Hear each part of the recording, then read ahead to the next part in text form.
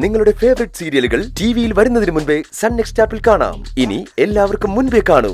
ഇപ്പോൾ തന്നെ sun next app download ചെയ്ത് സബ്സ്ക്രൈബ് ചെയ്യൂ.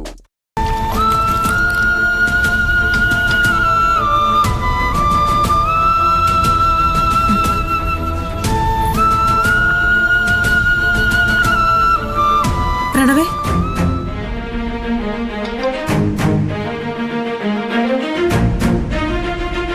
ഈ നേരത്തെ നീ ഇത് എങ്ങോട്ട് ഇറങ്ങി പോകുന്നു?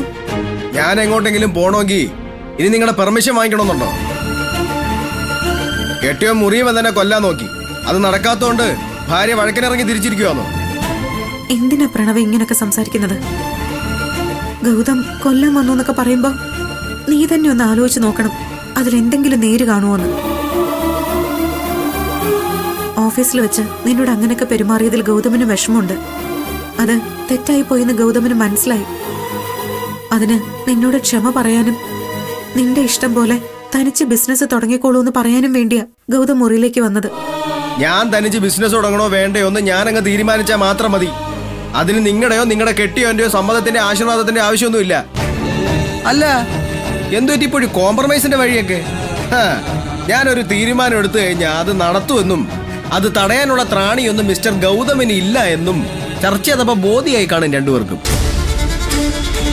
അല്ല, എന്ത് അവകാശം വെച്ചിട്ടാണ് ബിസിനസ് തുടങ്ങാൻ പണം തരത്തില്ല എന്നൊക്കെ ആശാങ്കറി അങ്ങ് തട്ടി വിട്ടത്? മനസ്സിരുത്തി ഒന്ന് ആലോചിച്ചു. ഈ കാണുന്ന മുഴുവൻ സ്വത്തിന്റെ അവകാശി ഈശ്വരമംഗലത്തെ ഗോപിനാഥന്റെയും പാർവതി അമ്മയുടെയും മക്കളാണ്. അല്ലാന്ന് പറയാൻ പറ്റും നിങ്ങൾക്ക്? കണക്ക് പറഞ്ഞ ഇറങ്ങ് പടിക്ക് പുറത്തുനിന്ന് ഞാൻ നാവെടുത്തൊന്ന് ഉച്ചരിച്ച ഉടുതുണിയിൽ ഇറങ്ങി പുറത്ത് നിൽക്കേണ്ടി വരും രണ്ടാക്കും. എന്തിനാ പ്രണവ ഇങ്ങനെയൊക്കെ പറയുന്നത്? എന്നെ കൊണ്ട് പറയിപ്പിച്ചതല്ലേ. കാരണം നിങ്ങൾക്ക് രണ്ടുപേർക്കും സമ്പത്തിനോടും ആഡംബരത്തിനോടുള്ള ആർത്തിയാണ്. ഭർത്താവ് മുറിയിലിരുന്നിട്ട് ഇപ്പൊ കോംപ്രമൈസ് എന്ന് പറഞ്ഞോണ്ട് ഭാര്യയെ പറഞ്ഞു വിട്ടിരിക്കുന്നു. കാര്യമൊക്കെ എനിക്ക് മനസ്സിലായി. ഞാനൊന്ന് പിടി മുറുകി കഴിഞ്ഞ പിച്ചക്കാരനാണ് നിങ്ങളുടെ ഭർത്താവ്. പച്ചയ്ക്ക് പറഞ്ഞ ഒരു ഗതിയില്ലാത്ത അനാഥൻ. ഇപ്പൊ പണവും പദവിയൊക്കെ നഷ്ടപ്പെടുന്നായപ്പോ അനുനയത്തിന് വന്നേക്കുന്നു. നാണമുണ്ടോ നിങ്ങൾക്ക്? അനുനയൊന്നും അല്ല പ്രണവൻ, സത്യം പറഞ്ഞതാ. സത്യം ഞാൻ പറഞ്ഞുതരാം. പണമെന്ന് പറഞ്ഞാ നിങ്ങൾക്ക് ഭാര്യയ്ക്കും ഭർത്താവിനും കണ്ണങ്ങ് മഞ്ഞളിക്കും. അല്ല, അതെങ്ങനെ തോന്നാതിരിക്കും? ഒരു ഗതിയും പരഗതിയും ഇല്ലാത്ത ദാരിദ്ര്യത്തിന്റെ പടുകുഴി കിടന്ന കുടുംബത്തിൽ നിന്നല്ലേ ഈശ്വരമംഗലത്തെ ആഡംബരങ്ങളുടെ നടുവിലേക്ക് മരുമകളായിട്ട് വന്ന് കയറിയത്. അയാളുടെ അവസ്ഥ ഇതൊക്കെ തന്നെ.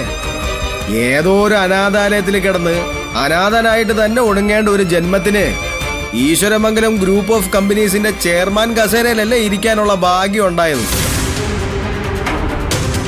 ഒരു ഗതിക്ക് പരഗതി ഇല്ലാത്ത അനാഥനും ഒരു ഗതിക്ക് പരഗതി ഇല്ലാത്തവർക്കും ഒരു സുപ്രഭാതത്തിലെല്ലാം നഷ്ടപ്പെടുമെന്ന് തോന്നിയപ്പോ സഹിക്കുന്നില്ലല്ലേ? നിർത്തടാ.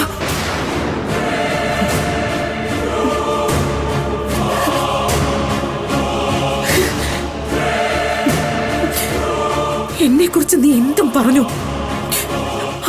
ആവർത്തിച്ച് നീ വിളിക്കുന്നില്ല അനാഥനെന്ന്.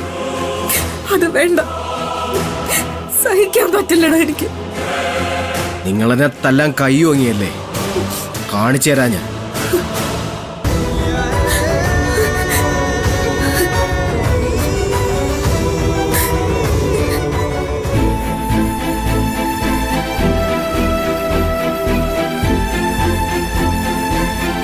നിങ്ങളിത് ഇത്ര രാവിലെ എവിടെ പോന്നു? ചായ പോലും കുടിച്ചില്ലല്ലോ. അമ്മേ, എന്റെ ഒരു ഫ്രണ്ടിനെ കണ്ട ആവശ്യമുണ്ട്. അവന്റെ വീട് വരെ ഒന്ന് പോവാ. ഞങ്ങൾ പോയിട്ട് വരാം. അമ്മേ, ഞങ്ങൾ പോയിട്ട് വരട്ടെ. നിക്ക്, ചായ കുടിച്ചിട്ട് പോവാം. നിധി വാ, ചായ എടുത്തിട്ട് വരാം.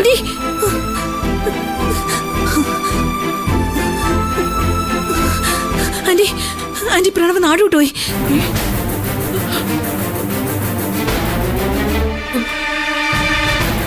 പോയി, എല്ലാം പോയി. എന്നാൽ ഈ പ്രണവ് ഇങ്ങനെയൊക്കെ ചെയ്തല്ലോ. ഇനി ഞാൻ എന്ത് ചെയ്യും ഭഗവാനെ?